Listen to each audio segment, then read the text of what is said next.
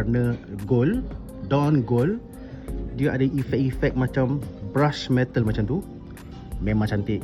Dan dia punya hinge dia siap ada pattern-pattern macam diamond macam tu tau. Memang sleek, memang nampak eksekutif. So yang ni ketebalan smartphone dia. Tengok memang betul-betul nipis tau.